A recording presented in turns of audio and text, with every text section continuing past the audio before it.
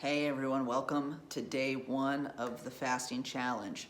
So I want to get into a little bit of what we're going to be experiencing today. Again, why we're doing this and some of the hacks to get us through day one. And day one is all about awareness. As we're not consuming food, we're going to be much more in touch with what's going on inside of us. And so whether it's in our journaling, what we're noticing about ourselves, the different changes going on, we want to ensure that today is all about keeping that awareness front and center, what we're feeling, what we're doing. So I just want to rewind a little bit to fasting and why it's good for us, why it's important. If you think about it, for a millennia, our ancestors, they weren't eating 3 meals a day, snacking all the time, eating high-calorie beverages. They were maybe eating once a day, maybe twice, hunting and eating what was ever out there, as well as taking up roots, beans, vegetables, whatever they could harvest or find.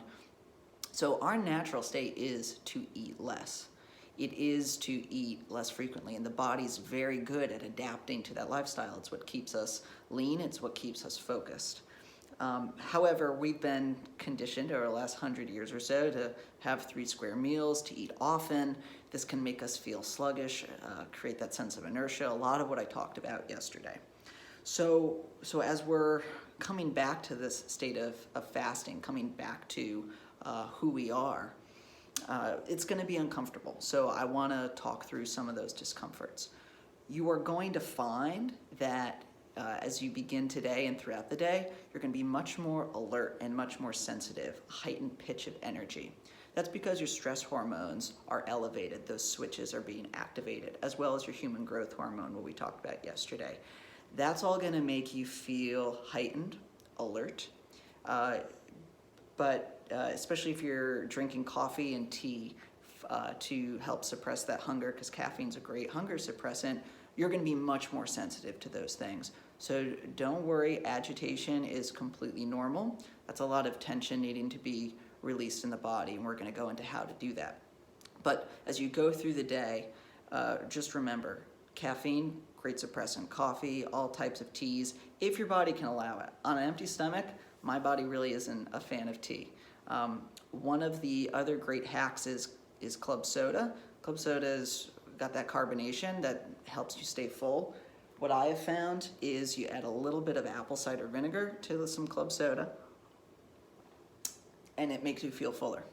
It'll keep the hunger pains going away. Also drink a lot of water. We fill up a bottle of water, 3 times a day. Make sure you're having at least that. Really nourish yourself. What can seem like hunger pains are really just hydration pains. But all of these things with the stress hormones elevated, that alertness, that focus, you might actually find, and I do as well, that you're much more productive. Your brain is firing in new ways. It's very alert. It wants to be fed. It's in that feed me state. And because of that, you've got a great source of attention and focus. You also have time now because you're not worried about what am I going to have for lunch? What am I going to have for dinner? When you finally eat, oh, I got to clean the dishes. Oh, I've got this exhausted bit of energy after I eat. Without all those distractions of food, you actually have a lot more time to work on that hobby or pet project. And especially in quarantine, you've got lots of time.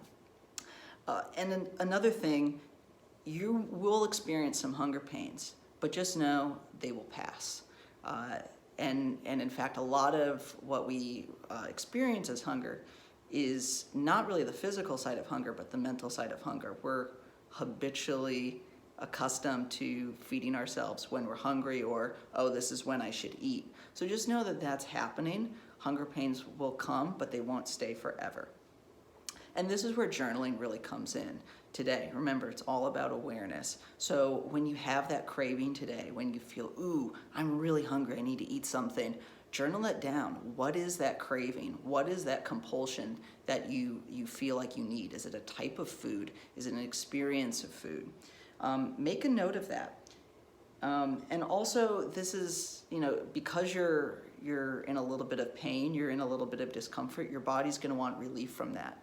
This is a great time to incorporate different types of substitutions for that kind of relief. And here's where we're really starting to break any attachment, any emotional attachment we have to food, with different relief structures. So that could be stretching, it could be yoga, it could be exercise, could be going for a walk, could be chatting with a friend, could be putting a lot of energy into our work, could be taking a nap.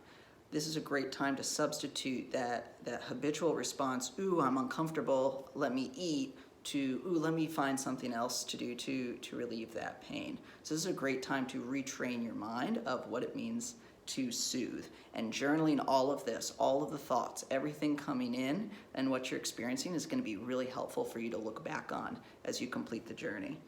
And so the body's going to be loud, the mind's going to be loud, but let it be. Don't get entangled with the thoughts, with your hunger. They will pass. Just note them. Don't judge them. Just let them come. And we'll dive in a little bit more of that in the next couple days. The last thing I want to say is sleep. Because you're experiencing lower blood sugar, you're not getting the kind of calories that your body's used to, you're gonna you're gonna want to rest, but when you do rest, you might find you have a little hard time going to sleep. Remember that agitation we talked about? So there are a couple of hacks here. One is doing some breathing exercises. Inhale through your nose for 7 counts, hold for 7, exhale for 7. And you can start down at 3, work your way up to 4, 5, 6, 7.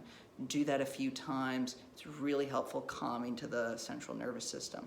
Another thing, especially if you're going to sleep for the night, take a little bit of melatonin. Again, your body's going to be very sensitive to it, so just look out, but take 1 milligram of it and it'll really help you go to bed. So I hope this has been helpful. Remember, don't worry about the agitation. It's normal. Record everything in your journal. This is a great time to substitute those cravings and the need to relieve some of this discomfort with other things. And make sure you're sleeping, make sure you're resting. Your body's healing itself, give it that opportunity to rest. So I'm excited, I can't wait for you guys to continue this journey with us. And I'll see you over the next couple days. Look out for tomorrow, and best of luck. Have a great night's sleep.